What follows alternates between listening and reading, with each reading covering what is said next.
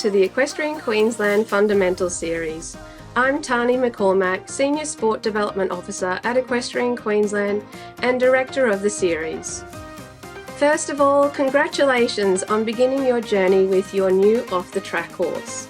This series has been designed to support you in successfully transitioning your horse from the racing industry, promoting high-quality healthcare and retraining foundations. We thank QRIC, the Queensland Racing Integrity Commission, for funding this project through their Racing Animal Welfare Grants program. We are proud to support the promotion of life after racing. To follow the full series and for more resources, go to the Equestrian Queensland website and click on EQ Fundamental Series under the Education tab or follow the link below. Hello, my name's Shane Gillard and I'm Queensland's Racing Integrity Commissioner. I'm pleased to introduce this Equestrian Queensland video series, which has been funded through the QRIC Equine Welfare Racing Animal Welfare Grants Program. Established in 2016, the Queensland Racing Integrity Commission is an independent statutory body which oversees the integrity and welfare standards of racing animals and participants in Queensland. Partnerships are critical to how we work at the Commission, specifically to ensure that the rules of racing are upheld and to safeguard the welfare of racing animals to ensure that everyone can compete on an even playing field.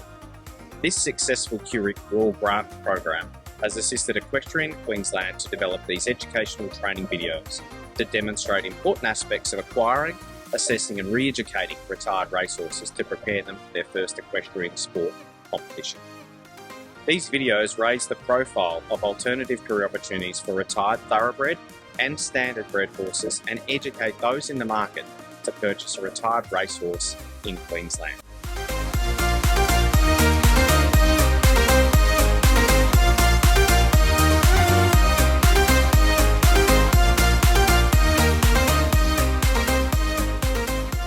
Welcome to the EQ Fundamental Series, supported by QRIC.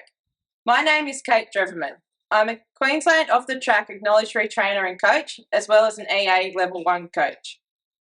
Previously, I've ridden track work, bred and prepared horses for thoroughbred yearling sales, and now in the past 10 years, I've turned my hand to retraining horses off the track for equestrian disciplines. Today, we're going to talk about adding tools to the horse's toolbox. So we're going to liken this to an office worker that's always had a job at a computer with a keyboard.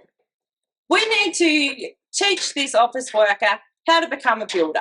So we could simply give them a drill and a hammer. They're not going to know how to use these tools. So what we're going to do with the horses is we're going to help them have some tools and let them know how to use these so that when they go into an environment that they're not familiar with or they go out into a discipline that we're going to teach them to do for their next career, they're going to have some tools in their toolbox. So one of the tools we want to teach the horse is how to be confident and put trust in their handler or their rider. So this might mean that the horse gets into the situation that they have to load onto a float. They're only used to being on a truck. It might be that we're going to put them through a water puddle. It might be they have to learn to jump through a keyhole type fence. But unless we can create confidence between the horse and its handler or its rider, then we're going to have a bit of a disjointed situation. So one of the tools that I like to teach the horse is to start to gain trust from the ground up. So we might do this by introducing to the horse something that it's scared of and gradually getting more and more accustomed to something you would usually fear. So thoroughbreds, although they're used to having a lot of stimuli at the racetrack, we still, every time I get them into retraining, start to introduce them to different objects, both on the ground and then once I'm riding. So, for example, something we might do with them is get a plastic bag. Now, what I akin this sort of training to is when, say you're going to learn to jump off a diving board. You come up to the pool, jump in off the edge, and it's low and it's comfortable. You're not going to go and jump off the 3-metre diving board straight up. So the horses are exactly the same. We don't approach them with the plastic bag in our hand, and that's like the first little step. If they accept that, then we'll take them to the next step. So in human equivalent, it might be that we go and we jump off a step this big at the diving board. When we're comfortable with that and we don't have any fear, we'll go up to the metre. So I always approach the horses in a calm and relaxed manner. You'll notice when I do the work on the ground with horses, I tend to always use a rope halter and lead rope. That gives me a lot more control. I use round yards, so the horses do happen to ever get a fright, I can control them. And if the horse goes to run away from me, I can just spin them in a circle around myself. So I'm in a very controlled environment. The horse isn't trying to pull back off baling twine while I approach them. I've got control. Walk up to the horse with the object, nice and level one, basic level, and get them comfortable. When they're used to that, then something like the next step might be having more of a visual aid. So going up and down with my bag and being more visual. The third layer to that, once they're comfortable with the visual, will be noise. So my plastic bag will start to flick around at the horse. The horse is handling all of that and accepting it. It's great. We're happy with the horse. He's learnt the lesson, he's accepting. If my horse gets there and I get to stage 2 and even just seeing the movement of the plastic bag is too much, I'll back away and then I'll approach again when the horse is calm. I'm not going to go and take him to the highest height of the diving board if he's not ready. We'll then come back the next day and rebuild the process and add the layer on layer. When we get this spooky or the anxious horse under saddle, we've already done lots of these tasks on the ground. We're going to take the same approach. So if we're going to go and ride him in an environment that could be more challenging, we'll take a friend with him. We'll slowly introduce him to stimuli, and as he gets used to it, we'll progress to a harder and a more challenging situation. So I always find that the horses gain confidence through this approach. They gain trust in us. They advance a lot quicker because we're going step by step by step. So I take that approach from the day they turn up here, whether it's in the round yard, introducing them to something that they've never seen before, right up to a competition environment. Spooky and anxious horses, there's also other approaches that we can do. If we find that there's a noise that's irritating them, a loudspeaker or PA might be something that might be a trigger for a racehorse. We'll actually start by creating a little bit more noise in an environment they're comfortable with.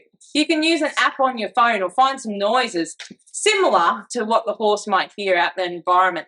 So when they get to a show and they hear a PA, or if the horse is particularly sensitive, maybe it's a banging sound, a clanging sound, a bang, we can start introducing it at a lower level before we ramp it up. So it's a bit of a desensitization exercise, but always maintain a horse is going to have confidence throughout the exercises, and they're going to gain trust in the operator and the handler, both on the ground and under saddle. So horses, as we all tend to know, are a flight animal. So normally a response for a situation is either to flight, run away, or to fight. Or the other one I find horses do is freeze. Now, freeze normally comes before flight. So being a retrainer and an educator of horses, I find that the freeze situation is one that we can always look at, know and recognise not to put too much pressure on the horse and let them process the situation. So, for example, if I walk my horse up to water and he's a little bit scared of it, he might not go bolt the other way and shy away from it. He might just stand there and have a look at it. I'm going to let him process that situation until I feel him relax a little bit. Then I'm going to gently ask him to walk forward. I'm not going to put so much pressure on him that he goes into fight response and jacks up. It's a little bit of an encouragement to say, okay, you've got this, process it, and then walk forward. Similar situation might happen if I ride my horse up to an object that they're scared of. It might be a noise in the bushes, for example. I allow the horse to walk up to it. I can feel and read his behaviour. Some of those signs might be that he's moving his body away, particularly his haunches. So horses are always going to protect from nature their hindquarter. And then I'll allow him to process it. So I'll walk him in a larger direction, a large circle around what he's scared of, and then gradually get closer and closer to it. If he happens to stop and look at it, that's fine. Again, let him process that. Let him have a sniff. Let him walk forward when he's ready. If you've stood on him and he's been there for 30 seconds or so and you think he's ready, Then just gently ask. Now, the first time you gently ask, it might be a little bit of leg. Doesn't respond, you can ask for a little bit more, but it's not getting into a situation where we're applying so much pressure on these horses that the only response they're going to get is either to turn around and run backwards or to go upwards, okay? It's always about adding and asking in a gentle way and almost like a little bit of a nagging if you have to ask again, but it's never going to the level of pressure like smacking a horse that's scared, okay, with the whip. That's not going to get the answer that you want. So it's all about allowing the horse to process the question and allowing them to have the time to get a little bit closer and more familiar with it before asking them to step up and into what they feel is a fear or could be a danger to them. Now that you've watched some of the tools that we've been doing with the off-the-track racehorses, have some fun, go out and have a bit of a play, but always remember, you've got a lot of support around with the off-the-track acknowledged coaches, you've got your local coaches, you might even have a friend down the road that's quite experienced that can lend you a hand.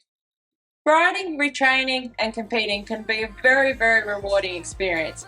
But just remember, it's not always plain sailing. Sometimes we might go a couple of steps forward, then take one back.